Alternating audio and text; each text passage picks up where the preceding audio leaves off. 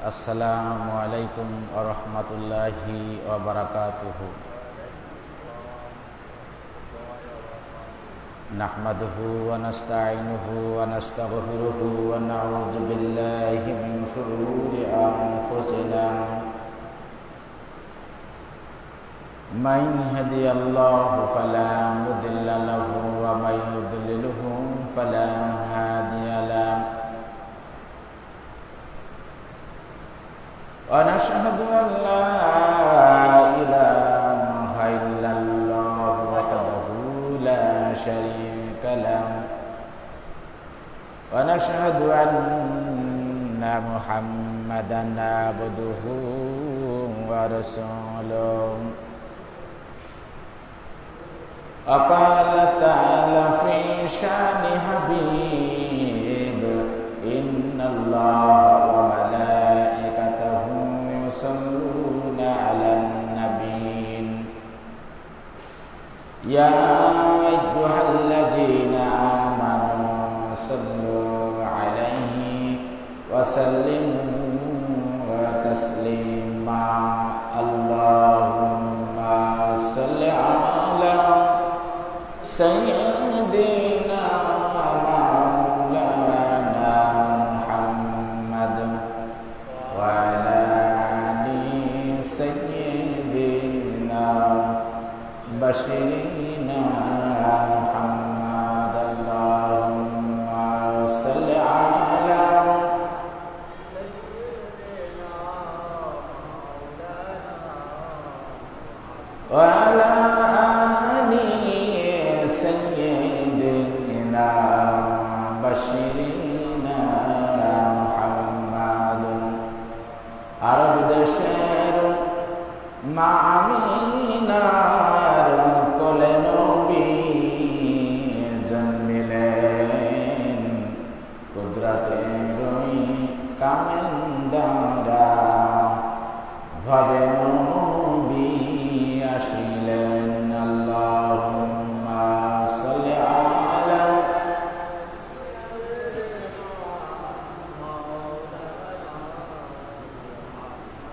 وعلى آل سيدنا حبيبنا محمد. اللهم صل على سيدنا وعلى آل سيدنا بشيرنا محمد.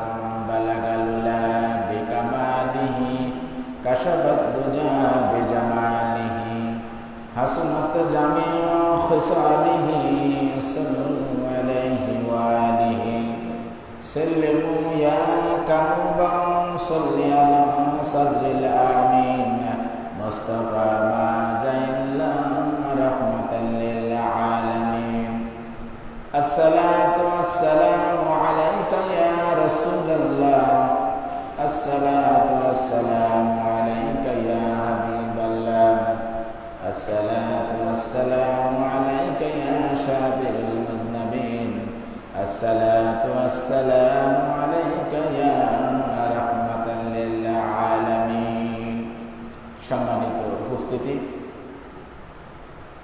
সমস্ত প্রশংসা সেই মহান রব্বুল আলামিনের, যে মহান রব্বুল আলামিন আপনাদেরকে এবং আমাকে সপ্তাহের শ্রেষ্ঠ দিন জুমার দিন, জুমার প্রথম ভাগে মসজিদে আসবার, বসবার, কিছু আলোচনা করার এবং কিছু আলোচনা শোনার যে তৌফিক দান করলেন, এজন্য আমরা শুকরিয়া আদায় করি, বলি আলহামদুলিল্লাহ।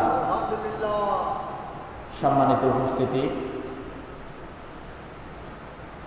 হিজরি বর্ষের তৃতীয় মাস রবিউল আউয়াল।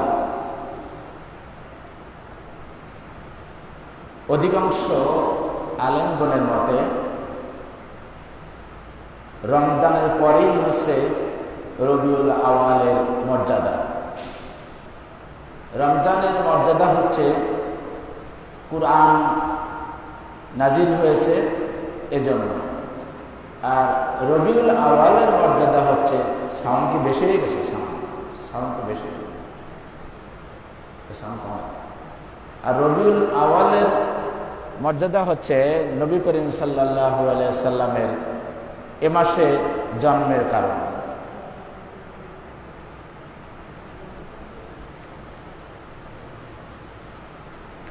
রবি মানে হচ্ছে বসন্ত, আর আওয়াল মানে হচ্ছে প্রথম। রবিউল আওয়াল মানে হচ্ছে প্রথম বসন্ত। এ মাসটা মর্যাদাশীল হওয়ার আরো কিছু কারণ রয়েছে। যেমন এ মাসেই নবী করিম সাল্লাল্লাহু আলাইহি সাল্লামের পৃথিবীতে আগমন। মতভেদ আছে যে উনি 2 তারিখে জন্মগ্রহণ করেছেন, নাকি 6 তারিখে, নাকি 9 তারিখে, নাকি 12 তারিখে, কিন্তু উনি যে সোমবারে জন্মগ্রহণ করেছেন এ ব্যাপারে সবাই একমত। এ মাসেই নবী করিম সাল্লাল্লাহু আলাইহি সাল্লামের সঙ্গে খাদিজাতুল কুবরা রাদিয়াল্লাহু তাআলা আনহার সাথে নবী করিম সাল্লাল্লাহু আলাইহি সাল্লামের বিবাহ অনুষ্ঠিত হয়েছিল। এ মাসেই সর্বপ্রথম মসজিদে কুবা নির্মিত হয়েছিল। এ মাসেই নবী করিম সাল্লাল্লাহু আলাইহি সাল্লাম তার প্রিয় মাতৃভূমি মক্কা ছেড়ে মদিনায় হিজরত করেছিলেন। এ মাসেই নবী করিম সাল্লাল্লাহু আলাইহি সাল্লামের রিসালাতের দায়িত্ব সমাপ্ত করে ইন্তেকাল করেছিলেন। এ ব্যাপারে সবাই একমত যে উনি 12ই রবিউল আওয়াল যে ইন্তেকাল করেছেন এখানে কোনো মতভেদ নাই। জন্ম নিয়ে মতভেদ থাকলেও, মতপার্থক্য থাকলেও উনি যে এ মাসে মৃত্যুবরণ করেছেন এবং 12ই রবিউল আওয়াল যে মৃত্যুবরণ করেছেন এ ব্যাপারে সবাই একমত। তো আমরা নবী করিম সাল্লাল্লাহু আলাইহি সাল্লামের জন্মের মাস, নবী করিম সাল্লাল্লাহু আলাইহি সাল্লামের যে 63 বছর যে জিন্দেগি, যে হায়াত উনি পেয়েছিলেন, এই 63 বছরের কিছু কিছু আমরা আলোচনা করার চেষ্টা করব ইনশাআল্লাহ। পুরোটাই তো আলোচনা করা যাবে না, সেটা সম্ভব না এই জুমার বয়ান। তবে আজকে আমরা নবী করিম সাল্লাল্লাহু আলাইহি সাল্লামের সে জন্মের সময় আরবের প্রেক্ষাপটটা কেমন ছিল সেই প্রেক্ষাপট নিয়ে আমরা বেশিরভাগ আজকে আলোচনা করব ইনশাআল্লাহ। বর্তমান যে সৌদি আরব, এই সৌদি আরবের পূর্বে নাম ছিল জাজিরাতুল আরব। এখান থেকে প্রায় 1500 বছর আগে যে দিন, এই দিন তারা দিনে হানিফ ধর্মের অনুসারী ছিলেন। নবী করিম সাল্লাল্লাহু আলাইহি সাল্লামের জন্মের পূর্বে ওই মক্কাবাসীরা তারা বিভিন্ন কাজে কর্মে তারা একজনকে মানতেন, একজনকে তারা নেতা হিসাবে গ্রহণ করতেন। তিনি যা বলতেন তাই করতেন, তিনি যে ফতোয়া দিতেন সেটাই তারা মেনে চলতেন। তার নাম ছিল আমর বিন লুহাই। আমর বিন লুহাই নামটা মনে রাখবেন। এই আমর বিন লুহাই যা বলতেন ওই জাতির লোকেরা, ওই সময়কার লোকেরা ওনাকেই মেনে চলতেন, ওনাকেই তারা ওলি হিসাবে, অভিভাবক হিসাবে, আলেম হিসাবে জানতেন। এখন এই আমর বিন লুহাই উনি একবার ভ্রমণ করলেন সিরিয়ায়। উনি সিরিয়ায় ভ্রমণ করে দেখে যে সিরিয়ার লোকেরা মাটি দিয়ে ছোট ছোট মূর্তি বানিয়ে, ওই মূর্তি ওনারা মসজিদে রাখছে, তাদের দোকানে রাখছে, তাদের বাড়িতে রাখছে, রেখে ওই মূর্তিকে সামনে নিয়ে ওনারা ইবাদত বন্দিগি করে। এখন এই আমর বিন লুহাই উনি যে জিজ্ঞাসা করছে যে আপনারা এগুলো কি বানিয়েছেন আর কেন বানিয়েছেন, তখন লোকেরা বলছে যে আমরা এগুলো সামনে নিয়ে আমরা ইবাদত করি। বলছে ধরেন আপনি একজন লোককে আপনি অনেক পছন্দ করেন, সে লোকটা আপনার মাঝে নাই। এখন আপনি যদি সেই লোকটাকে মূর্তি বানিয়ে তার আকৃতি ধারণ করে যদি সামনে রেখে ইবাদত করেন বা উপাসনা করেন, তাহলে আপনার ভিতরে আবেগটা কম হবে নাকি বেশি হবে? তখন এই কথা যখন বলছে, তখন আমর বিন লুহাই বলছে তা তো ঠিক, যদি একজন লোককে আমরা সামনে সাদৃশ্য করে তার ইবাদত করি, উপাসনা করি, তাহলে আবেগটা তো বেশি হবে। তখন উনি ওদের কাছ থেকে একটা মূর্তি উনি কিনলেন। সেই মূর্তির নাম ছিল হবল। এই হবল নামে এই মূর্তিটা উনি কিনে উনি এটা মক্কায় নিয়ে আসলেন। মক্কায় নিয়ে আসার পরে উনি সবাইকে বললেন যে তোমরা সবাই এরকম করে মূর্তি তৈরি করো এবং তোমাদের ইবাদতখানা, তোমাদের বাড়িতে, মসজিদে এগুলো রেখে দাও। তখন এগুলো রাখলে কি হবে এ ব্যাপারে উনি ব্যাখ্যা দিয়ে বুঝাই দিলেন। এবার মক্কার লোকেরা, তারা তো জানে না, তাদের তো দ্বীন ইলম নেই, কারণ তাদের ভিতরে যে জ্ঞানটা, দ্বীনের জ্ঞানটা, এটা তো নেই। ওনারা কি করলো, ওই মূর্তি বানিয়ে সামনে রেখে ওনারা ওই উপাসনা করা, ইবাদত করা শুরু করল। এমনকি আস্তে আস্তে আস্তে আস্তে এর প্রসার বাড়তে বাড়তে মক্কা শরীফেও তারা 360টি মূর্তি তারা রেখেছেন। 360টি মূর্তি। এই আমর বিন লুহাই দেখেন, স্বাভাবিকভাবে মনে হয় কি উনি ভালোর জন্য নিয়ে এসেছেন নাকি? ভালোর জন্য নিয়ে এসেছেন, যে ইবাদত করবে যাকে তাকে সামনে রেখে করবে। কিন্তু আসলে কি ভালো? আসলে কি ভালো বলেন? ভালো না, আসলে এটা ভালো না। কিন্তু এই যে ভালো আর এই যে কোনটা ভালো কোনটা মন্দ, এই যে দ্বীনি জ্ঞান তাদের ভিতরে ছিল না। আপনি আমি এই যে শাহজালাল রহমতুল্লাহ আলাইহির মসজিদে আমরা নামাজ আদায় করছি, আপনি আমি যদি মনে করি যে একটু সিলেটে যাব, ওনার মাজারটা একটু দেখব, ওনার মাজারটা একটু জিয়ারত করব, আপনি গেলেন বা আমি গেলাম, যাওয়ার পরে ওনার মাজার জিয়ারত করলাম। মাজার জিয়ারত করার পরে বললাম, যে বাবা শাহজালাল, তুমি তো ধর্মের জন্য অনেক কিছু করেছো, অনেক কষ্ট করেছো, তুমি অনেক পরিশ্রম করেছো, ইসলাম প্রচারের জন্য তুমি অনেক পরিশ্রম করেছো। এই বলতে বলতে আপনি এক পর্যায়ে আপনি বলে ফেললেন যে বাবা শাহজালাল, আমার কোনো সন্তান হয় না, তুমি আমাকে একটা সন্তানের ব্যবস্থা করে দাও।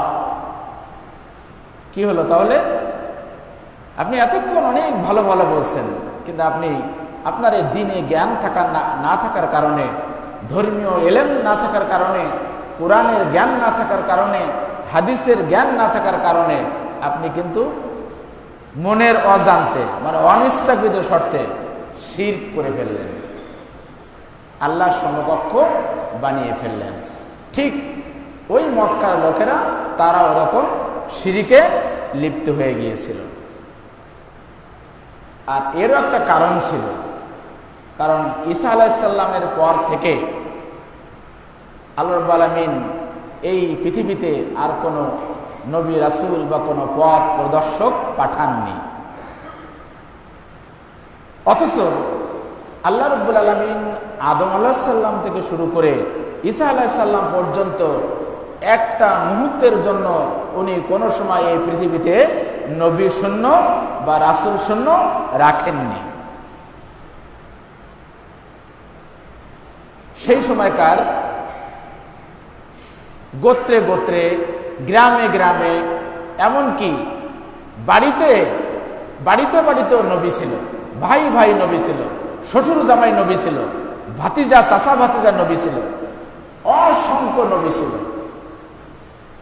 কিন্তু ঈসা আলাইহিস সালামের পরে আর দীর্ঘদিন কোন নবী আল্লাহ তাআলা পৃথিবীতে পাঠাননি। এরপরে নবী করিম সাল্লাল্লাহু আলাইহি সাল্লামকে এই বর্বর যুগ, এই জাতির কাছে নবী করিম সাল্লাল্লাহু আলাইহি সাল্লামকে পাঠালেন রাহমাতুল লিল আলামিন করে, অর্থাৎ সারা জাহানের নবী। উনি কোনো মহল্লার নবী ছিলেন না, কোনো এলাকার নবী ছিলেন না, কোনো বংশের নবী ছিলেন না, উনি ছিলেন সারা জাহানের নবী। আল্লাহ তাআলা যেখানে রব, সেই জায়গায় ছিলেন নবী করিম সাল্লাল্লাহু আলাইহি সাল্লাম রহমত স্বরূপ। আমরা সূরা ফাতিহার মধ্যে বলি আলহামদুলিল্লাহি রাব্বিল আলামিন, যে আল্লাহ তুমি হচ্ছেন সারা বিশ্বের প্রতিপালক, আমরা তোমার প্রশংসা করি। যত জায়গায় এই আল্লাহর সীমাবদ্ধতা, ঠিক তত জায়গায় আমাদের নবীর জন্য হচ্ছে রহমত। এই নবীকে রব্বুল আলামিন পাঠালেন 550 বছর পর, ঈসা আলাইহিস সালামের পর থেকে 550 পরে এসে নবী করিম সাল্লাল্লাহু আলাইহি সাল্লামকে পাঠালেন। দেখেন তো সেই জাতি বর্বর কেন ছিল, একটা উদাহরণ দিলে আপনারা বুঝতে পারবেন। হযরত মুসা আলাইহিস সালাম বনি ইসরাইল বংশে উনি যখন নবী হয়ে আসলেন, সবচেয়ে কিন্তু বনি ইসরাইলরা নবীকে বেশি কষ্ট দিয়েছে, নবী রাসূলদেরকে তারা বেশি কষ্ট দিয়েছে। এমনকি ওরা একদিনে তারা শয়ে নবীকেও তারা হত্যা করেছে। এই মুসা আলাইহিস সালামের লোকেরা মুসা আলাইহিস সালামকে বললেন যে আমাদেরকে জন্য একটা কিতাব দিতে হবে, একটা কিতাব আল্লাহর কাছ থেকে নিয়ে আসো। তখন মুসা আলাইহিস সালাম আল্লাহর সঙ্গে কথা বললেন যে আল্লাহ, আমার জাতিরা তারা তো একটা কিতাব চায়। তখন আল্লাহ রাব্বুল আলামিন মুসাকে বললেন, কোরআনের ঘটনা, মুসাকে বললেন যে মুসা তুমি তুর পর্বতে চলে আসো 30 দিনের জন্য। তখন তার জাতির লোকদের কাছ থেকে উনি 30 দিনের জন্য তুর পাহাড়ে উনি চলে গেলেন। আর এই 30 দিন তারই ভাই হারুন আলাইহিস সালামকে সেখানে দায়িত্ব দিয়ে গেলেন যে আমি যে 30 দিন থাকবো না, এই 30 দিনের মধ্যে এদেরকে তুমি একটু দেখাশোনা করবে, এদেরকে দেখাশোনা করবে। আস্তে আস্তে 30টা দিন যখন পার হয়ে গেল, আল্লাহ রাব্বুল আলামিন বললেন যে 30 দিন না, তোমাকে আরো 10 দিন থাকতে হবে, 40 দিন তোমাকে থাকতে হবে। এবার 31তম দিন, 32তম দিন, 33তম দিন, যখনই 3 দিন যখন পার হয়ে গেল, মুসা আলাইহিস সালামের ওই জাতিরা বলা বলি করতে লাগলো যে মুসা আলাইহিস সালাম আর আমাদের মাঝে ফিরে আসবে না। একজন বলেই ফেললো সে হয়তো ওই পাহাড়ে গেছে, পাহাড় থেকে পড়ে গেছে, পড়ে মরে গেছে, বাঘে তাকে খেয়ে ফেলছে, এরকম বলা বলি শুরু করলো। কারণ মুসা আলাইহিস সালাম তো 1 মাসের জন্য গেছেন, কিন্তু 10 দিন যে থাকতে হবে এ তো তার জাতিরা জানে না। আর সেই সময় তো জানানোর মতো এই যে মোবাইল বা কোনো কিছু তো ছিল না, উনি জানাতে পারলেন না। এবং এক ব্যক্তি নাম ছিল তার সামিরি, এই সামিরি নামক এক ব্যক্তি সে কাদা দিয়ে মাটি দিয়ে একটা বাছুর তৈরি করলো। বাছুর তৈরি করার পরে তার পূজা অর্চনা তারা করা শুরু করে দিল। হারুন আলাইহিস সালামকে যখন দায়িত্ব দিলেন, হারুন আলাইহিস সালাম তাদেরকে বোঝানোর চেষ্টা করলেন যে এইটা করা হচ্ছে শিরক, এইটা করা যাবে না, এইটা তোমরা করো না। তখন ওই লোকেরা বলল তুমি যদি বেশি বাড়াবাড়ি করো তাহলে আমরা কিন্তু তোমাকেও মেরে ফেলবো, তোমাকে আমরা মেরে ফেলব। তখন হারুন আলাইহিস সালাম আর কিছু বললেন না। এরপরে 40 দিন পরে মুসা আলাইহিস সালাম যখন তাদের কাছে আসলেন, দেখে যে অবস্থা খারাপ, সবাই আবার শিরকে লিপ্ত হয়ে গেছে। তো দেখেন 40 দিন, ঘটনা বলার উদ্দেশ্য না, উদ্দেশ্য হচ্ছে যে এই 40টা দিন তাদের মাঝে নবী না থাকার কারণে তারা কিন্তু শিরকে লিপ্ত হয়ে গিয়েছিল। অথচ ঈসা আলাইহিস সালাম থেকে এই যে হযরত মুহাম্মদ সাল্লাল্লাহু আলাইহি সাল্লাম আসার আগ পর্যন্ত এই যে 550 বছর কোনো পথ প্রদর্শক আর পৃথিবীতে ছিল না। এজন্য তো লোকেরা সেই যুগে কত খারাপ হতে পারে চিন্তা করেন। কিছু কিছু আমরা ইতিহাস থেকে যা পাই যে সেই যুগে তারা হত্যা, চুরি, রাহাজানি, জেনা, ব্যভিচার, মদ্যপান এমন কোনো পাপ ছিল না যে সেই যুগে তারা করত না। এমন কি তারা আত্মীয়, সৎ মা, নিজের আত্মীয় তাদের সাথেও তারা জিনা ব্যভিচারে লিপ্ত হতো। ঠিক এমন একটা সময় তাদের মাঝে নবী করিম সাল্লাল্লাহু আলাইহি সাল্লামকে আল্লাহ রাব্বুল আলামিন পাঠালেন এবং তারা কন্যা সন্তান জন্মগ্রহণ করলে তাদেরকে জীবন্ত কবর দিত, জীবন্ত কবর দিত। এটাও কিন্তু নবী করিম সাল্লাল্লাহু আলাইহি সাল্লাম জন্মের পর নবী করিম সাল্লাল্লাহু আলাইহি সাল্লামকে আল্লাহ তাআলা জানিয়ে দিয়েছেন কি সূরা আন-নাহলের 28, 58 এবং 59 নম্বর আয়াতে রাব্বুল আলামিন এটা বলে দিয়েছেন, ওয়া ইযা বুশিরা আহাদুহুম বিল উনসা জাল্লা ওয়াজহুহু মুসওয়াদ্দান ওয়া হুয়া কাযীম। ওয়া ইযা আর যখন বুশিরা তাদেরকে সুসংবাদ দেওয়া হতো, আদহুম তাদের কাউকে যখন সুসংবাদ দেওয়া হতো, বিল উনসা কন্যা সন্তান জন্মগ্রহণ করেছে, যখন কন্যা সন্তান জন্মগ্রহণ করেছে এই সুসংবাদ যখন তাদের দেওয়া হতো, জল্লা হয়ে যেত ওয়াজহুহু তাদের চেহারাটা, তাদের মুখটা, মুসওয়াদ্দান কালো হয়ে যেত, ওয়া হুয়া কাযীম এবং তখন তারা ক্ষোভে এবং দুঃখে তারা সেই জায়গা থেকে তারা পলায়ন করত। কোথায় যেত? ইয়াতাওয়ারা মিনাল কওমি মিন সুই মা বুশিরা বিহি। তাকে যখন এই সংবাদ দেওয়া হতো তখন সে আত্মগোপন করত, মিনাল কওমি তার জাতি থেকে, তার গোত্র থেকে, মিন সুই লজ্জার কারণে, লজ্জায় সে জাতি থেকে আত্মগোপন করত এবং তাকে খুঁজেই পাওয়া যেত না, মানে সে লোকচক্ষুর অন্তরালে চলে যেত। এই সংবাদ তখন যাকে তাকে দেওয়া হতো। আর কি করত সে? ওয়াইমসিকুহু আলা হুনিন আম ইয়াদুসসুহু ফিত তুরাব এবং সে অপমান গ্লানি সহ্য করতে পারবে কি পারবে না এই দ্বিধা দ্বন্দ্বে সে তাকে চিন্তা করত, সে রেখে দিবে নাকি তাকে মাটিতে পুঁতে ফেলবে, তাকে রেখে দিবে নাকি জীবন্ত অবস্থায় মাটিতে পুঁতে ফেলবে। এটা সে দ্বিধাদ্বন্দ্বের ভিতরে পড়ে যেত। আল্লাহ তাআলা বলছেন, আলা সাবধান সাআ মা ইয়াহকুমুন, তারা যে ফয়সালাটা করত, তারা যে কন্যা সন্তানকে জীবন্ত মাটিতে পুঁতে ফেলত, এটা তাদের জন্য ছিল খুবই নিকৃষ্ট। আল্লাহ তাআলা এটা নবীর মাধ্যমে নবীকে জানিয়ে দিলেন এবং আমাদেরকেও জানিয়ে দিলেন। আর সেই যুগকে বলা হতো হচ্ছে অন্ধকার যুগ, অজ্ঞতার যুগ। কেননা সে যুগে তাদের মধ্যে তখন কোনো কোরআনের কোনো আয়াত বা কোরআনের কোনো বাণী, কোরআনের কোনো জ্ঞান তাদের মধ্যে ছিল না। আর এটাই ছিল নবী করিম সাল্লাল্লাহু আলাইহি সাল্লামের জন্মের পূর্বের ঘটনা।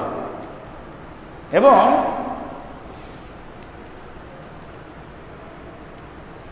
সূরা আরাফের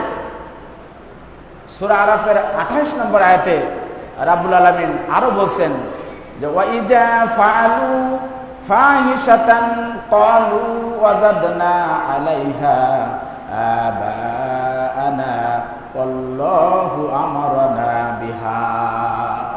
বলা আছে, আল্লাহ বলেন যে ওয়াইজা ফাআলু, আর তারা অশ্লীল কাজ করত, তখন তারা বলতো যে এ কাজে আমাদের পূর্বপুত্রপুরুষকে আমরা করতে দেখেছি, আমরা এই কাজগুলো আমাদের পূর্বপুরুষরাও তারা করত, আল্লাহ আমাদেরকে এর নির্দেশ দিয়েছেন।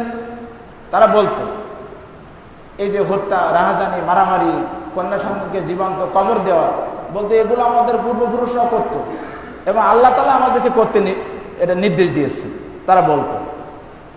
আল্লাহ বলছেন যে কুল, হে রাসূল আপনি বলে দিন, ইন্নাল্লাহা লা ইয়া'মুরু বিল ফাহশা, আল্লাহ রাব্বুল আলামিন কোন অশ্লীল কাজের নির্দেশ দেন না, কোন অশ্লীল কাজের নির্দেশ আল্লাহ তাআলা দেন না। হে রাসূল আপনি তাদেরকে জানিয়ে দিন।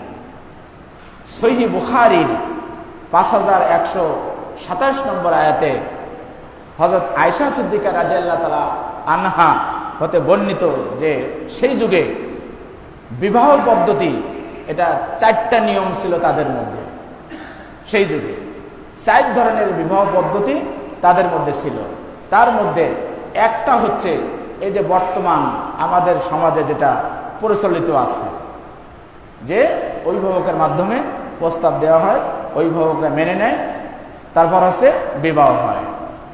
এরপরে তাদের মধ্যে আরেকটা ছিল, সেটা হচ্ছে এই যে কোনো ব্যক্তি তার স্ত্রীকে যখন সেই স্ত্রী মাসিক থেকে পবিত্রতা হতো, পবিত্র হওয়ার পরে সে বলে দিত যে যাও তুমি যার সাথে খুশি তুমি যৌন মিলন করো, বা যার সাথে খুশি তুমি মিলিত হও, এরকম করার জন্য বলে দিত। বলে দেওয়ার পরে যখন কোনো সন্তান, মানে সে যখন গর্ভবতী হতো, গর্ভবতী হওয়ার পরে তখন হচ্ছে আবার সে তার স্ত্রীকে নিজের কাছে রেখে দিত। এই একটা পদ্ধতি ছিল তাদের কাছে।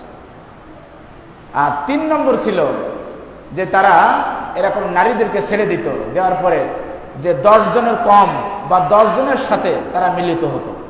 মিলিত হওয়ার পরে যখন গর্ভবতী হতো, গর্ভবতী হওয়ার পরে ওই যার সঙ্গে চেহারায় মিল হয়ে যেত তাকে বলতো যে এই সন্তান তোমার, তখন সে ওই সন্তান নিতে বাধ্য হতো। আরেকটা ছিল এই যে বহু পুরুষ তার কাছে আসা যাওয়া করত, অর্থাৎ বর্তমান সময় আমরা যেটা বলি যে পতিতালয়, এরকম করে বহু পুরুষের সাথে তারা মেলামেশা করত। মেলামেশা করার পরে কোনো সন্তান হলে ওই রকম সে সন্তানও হওয়ার পরে যাকে নিতে বলতো ওই মহিলা তাকে নিতে হতো। ঠিক এরকম একটা মুহূর্তে, এরকম একটা সময়ে আমাদের নবী করিম সাল্লাল্লাহু আলাইহি সাল্লাম আসলেন, যিনি হচ্ছেন সম্পূর্ণ বৈধভাবে, বৈধ পন্থায় নবী করিম সাল্লাল্লাহু আলাইহি সাল্লামকে দুনিয়াতে আল্লাহ রাব্বুল আলামিন পাঠালেন। এবং পাঠানোর আগে কিছু অলৌকিক ঘটনা ঘটেছিল। যেমন নবী করিম সাল্লাল্লাহু আলাইহি সাল্লামের জন্মের 50 অথবা 55 দিন পূর্বে ইয়ামেনের বাদশা আব্রাহা, সে হচ্ছে একটা সানা নামক স্থানে একটা গির্জা তৈরি করলেন। গির্জা তৈরি করার পরে ওই গির্জায় লোকদেরকে আহ্বান করলেন যে তোমরা এখন থেকে কেউ আর মক্কা শরীফে যাবা না, তোমরা ওখানে ইবাদত না করে তোমরা আমার এখানে ইবাদত করবা। এই কথা বলার পরে আরব দেশের একজন লোক, সে হচ্ছে ওই গির্জার ভিতরে ঢুকে সে পায়খানা করে ওইটাকে সে নোংরা করে সে চলে আসলো। আরে আব্রাহার তার একটা নিয়ম ছিল, সে সকালে উঠেই আগে গির্জার ভিতরে যেত। গির্জার ভিতরে যে দেখে যে গির্জার ভিতরে নোংরা করা, তখন সে আরো রেগে গেল। সে জানতে পারলো যে আরবের একজন লোক এই কাজ করেছে। সে যখন এটা জানতে পারলো, জানতে পারার পরে সে প্রতিজ্ঞা করলো যে আমি ওই কাবা ঘরকে আমি ধ্বংস করে দিব। তখন সে বিশাল হস্তি বাহিনী নিয়ে সূরা ফিলের ভিতরে, পরবর্তীতে এটা আমাদেরকে জানিয়ে দিয়েছেন, সূরা ফিল আপনারা পড়বেন, এটা জানতে পারবেন।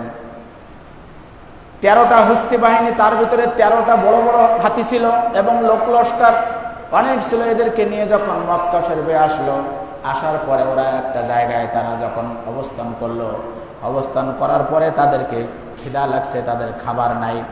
তখন তারা ওই পাহাড় থেকে বিভিন্ন জায়গা থেকে যা পেয়েছে, পশু পাখি, উট, ভেড়া যা পেয়েছে সেগুলো ধরে নিয়ে আসছে। এমনি করে আব্দুল মুত্তালিবের 200 উট তারা নিয়ে আসছে। নিয়ে আসার পরে যখন এই আব্দুল মুত্তালিবের রাখাল আব্দুল মুত্তালিবের কাছে যে খবর বলল যে আপনার 200 উট কারা যেন ছিনতাই করে নিয়ে এসেছে, তখন আব্দুল মুত্তালিব চলে আসলেন আব্রাহার কাছে। আব্রাহার কাছে আসার পরে আব্দুল মুত্তালিব আব্রাহাকে বললেন যে আব্রাহা, তুমি আমার 200 উট নিয়ে আসছো, আমার উটগুলো আমাকে দিয়ে দাও। তখন আব্রাহা বলছেন, আমি জানতাম তুমি বড় চালাক, তুমি অনেক চতুর। আমি তো মনে করছিলাম তুমি আমার কাছে সুপারিশ করবে যে কাবা ঘরটা ধ্বংস করার দরকার নাই, কিন্তু এই না করে তুমি কাবা ঘরের চিন্তা না করে তুমি তোমার উটের জন্য আমার কাছে এসেছো। তখন আব্দুল মুত্তালিব দেখেন মুশরিক ছিলেন, কিন্তু উনি মুসলমান ছিলেন না। তারপরেও দেখেন উনি কতটুকু তার মনোবল, আল্লাহর প্রতি কতটুকু তার মনোবল। আব্দুল মুত্তালিব বললেন, ওই ঘরটা আমার না, ওই ঘর হচ্ছে আল্লাহ রাব্বুল আলামিনের। আল্লাহর ঘর আল্লাহ রক্ষা করবেন, কিন্তু আমি হচ্ছে এই উটের মালিক, আমার উটগুলো আমাকে তুমি দিয়ে দাও। তখন উট নিয়ে চলে আসলো। আসার পরে আব্দুল মুত্তালিব লোকদেরকে বলল, কাবা ঘর ধ্বংস করার জন্য ইয়ামেন থেকে বাদশাহ আব্রাহা চলে এসেছে, আপনারা সবাই পাহাড়ে আশ্রয় নেন। সবাই পাহাড়ে আশ্রয় নিল। আশ্রয় নেওয়ার পরে এবার আব্দুল মুত্তালিব কাবা ঘরের দরজায় গিয়ে উনি কাবার চাবিটা ওই দরজায় রেখে বলল, আল্লাহ, আমি জানি এই ঘর তোমার ঘর, তোমাকে রক্ষা করার জন্য আমি এটা দিয়ে গেলাম। এই চাবি কাবার চাবি রইল। আমি তাদের সাথে যুদ্ধ করতে পারবো না, তাদের সাথে যুদ্ধ করার মতো সাহস আমার নেই, জনবল আমার নেই, শক্তি আমার নেই। আল্লাহ, তোমার ঘর তুমি রক্ষা করো, আমি আমার আশ্রয় আমি চলে গেলাম। এই কথা বলার পরে রব্বুল আলামিন নিজেই কিন্তু কাবার নিজেই রক্ষা করেছিলেন। আবাবিল নামক এক ধরনের পাখি, যারা অনেক ক্ষুদ্র ক্ষুদ্র পাখি, তাদের 2 পায়ে 2টো পাথর কঙ্কর ছিল এবং মুখে একটা কঙ্কর ছিল। ওই পাথর দিয়ে তাদেরকে আল্লাহ রাব্বুল আলামিন পাখির মাধ্যমে ধ্বংস করে দিয়ে কাবা ঘর আল্লাহ রাব্বুল আলামিন রক্ষা করেছিলেন। এভাবে আরো কিছু অলৌকিক ঘটনা রাব্বুল আলামিন ঘটিয়েছিলেন, যেটা আমরা ইনশাআল্লাহ ধারাবাহিকভাবে আলোচনা করব। আমাদের